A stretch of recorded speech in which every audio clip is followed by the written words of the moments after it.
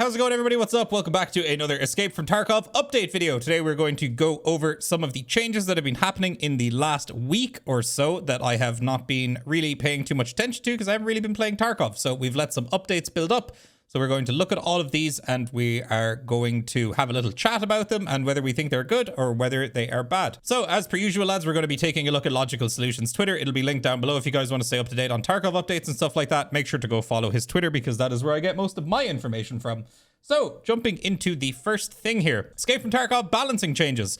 Our data shows that a flat 15% change regardless of overweight effect. So we have a change here in inertia, walk inertia. So the old value was 0.55 and the new value is 0.4675. which is a minus 15% reduction. So I believe this is a minus 15% reduction in the overall weight of your inertia. So it is reducing the inertia effect. This was it here posted from the official BSG Twitter. Proportionally reduce the inertia strength while moving, walking and strafing for characters with medium and heavy overweight effects. For characters with the heavy overweight effect by minus 15. So basically what this means is you are less affected by inertia even if you are more overweight.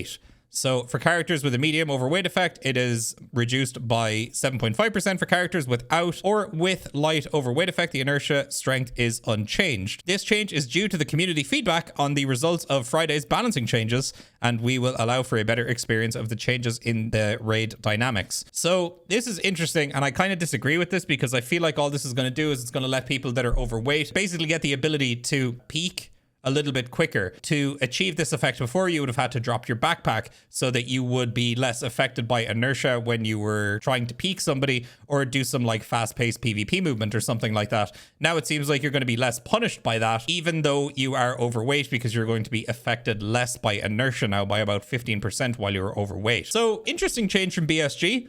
I guess they got feedback from the community on this and decided that this was a good way to go. So I guess we'll test it out and see how we feel about it. Lads, let me know what you guys think about inertia. I know it's a really hot topic in EFT at the moment, and I don't think it's in the perfect place yet. And I still think that strength needs to not determine how fast you can move as a PMC. And I think the overall speed bonuses to movement of your character need to be addressed a little bit, because that is what is adding to a lot of desync and a lot of very fast peaks, leading to, you know, ridiculous one taps that you can't predict. And with the one taps and the, you know, basically a dude is hardly even on your screen for half a second before you're dead. With the desync in a lot of scenarios, I think that reducing the effect of inertia is maybe a bad thing overall for the game. But let me know what you guys think. Moving on to the next list of changes, technical back-end update aimed at optimizing and expanding internal functionality. So we've got a little list of fixes here. Fix the ability to sell some items to traders that could not be sold before. So if you guys have played recently, you guys know that sometimes when you go to sell an item to therapist or to mechanic or something, you just can't. It's kind of similar to the bug that happens when you're trying to buy something on the flea market and it says that the trader doesn't have this item available, but when you go to the trader, they have it right there. So that's a nice fix. Fix the inability to create in-game group chats. I don't know anybody who uses this anymore, but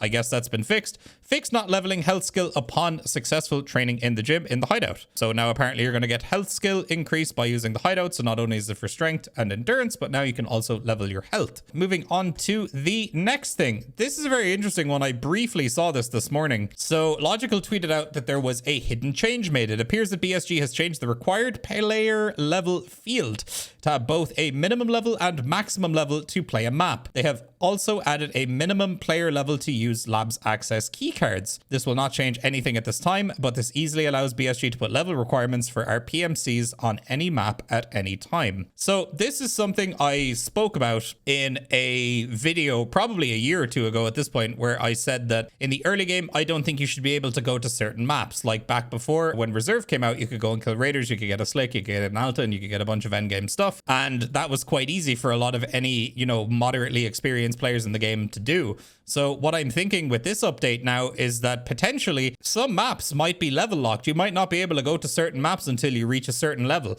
which I think is a very interesting dynamic, but this would also be something that would require BSG to completely rebalance the requirements for doing certain quests. Because what would happen if you got a certain amount of quests done on that particular map and you can't go to the next map to do them because you haven't reached a high enough level to do so? Where if you're a newer player, you're probably killing less people, you're probably killing less scavs, but you can rat in, you can get your quest done, and you can leave and get the bare minimum XP. So what if this is a case of like experienced players are going in, they're killing lobbies and they're getting an extra 5,000-6,000 XP a raid, compared to, you know, a casual player. This is going to lead to some very interesting changes within the game's dynamic. I'm very excited to see what they're going to do with this, and I guess this modifier has just been added in preparation for a new patch. This is likely not going to come into effect until a wipe hits. I would be kind of surprised if they did this midway through a wipe like we are now. We're in the very late stages of a wipe, but I would say when a new wipe hits, this might end up becoming the new norm. I guess we will have to wait and see, because right now this is all speculation. This was just parameters added to the game and they haven't actually done anything with it yet. So moving on from that, we have a tweet from Hayes. Apparently this update is expected next week. It's going to be a good week. So I have no idea how Hayes knows that this is expected next week. I have absolutely no idea where he learned this information, but this is for patch 0.13.0.5. Now, this is a pretty serious technical update. I'm going to list this all out again. I did cover this in a previous video, but for anybody who hasn't seen this yet, they've got fixes for visual problems with flashlights, the way they function, and the light on weapons. I've been praying that flashlights were going to get reworked, so hopefully we get to see this next week, which would be very cool. I would love to see the flashlight meta change right now. We've also got a rework of the sky on all locations, so I guess we're going to be getting new skyboxes on all locations, which will probably also affect the lighting, which is very cool. Oculus audio tweaks on interchange and lighthouse locations. So I remember mentioning this before. The audio on interchange is very bad at this current moment in time and definitely needs a lot of work. So I'm very excited for that. However, I have no idea what's wrong with Lighthouse. Lighthouse has some of the best audio of any map in Tarkov, probably because it's one of the newer maps, but I guess there's some places where the audio isn't up to snuff and BSG feels like they need to tweak some stuff on Lighthouse. So I guess all you Lighthouse mains, you guys are going to get better audio. They've also got changes in the headset system, so I'm going to take a wild guess and say this is going to have to do with rebalancing of how all of the contacts work, which is going to be a massive game-changing alteration made to how everybody plays the game, because I would say 99% of people in Tarkov do use headsets on a daily basis. So now that they're being changed, I'm wondering what that involves and whether this is going to include reductions to how perceptions work or how the perception skill works. I hope, because I don't think any skill should change how far away you can hear somebody or how well you can hear somebody. So I'm hoping that this is a change to the headsets in order to, you know, use X headset, you can hear X far away, and other headsets are going to have different drawbacks and different advantages to using others, which would be cool. We've also got changes in the AI voice line playback system, in particular their frequency, volume, and positioning. So I think they spoke about this on the podcast before, to where they weren't happy with how it sounded when certain scavs are in certain areas. The audio can be kind of misleading. So they're going to change that up, which will be nice.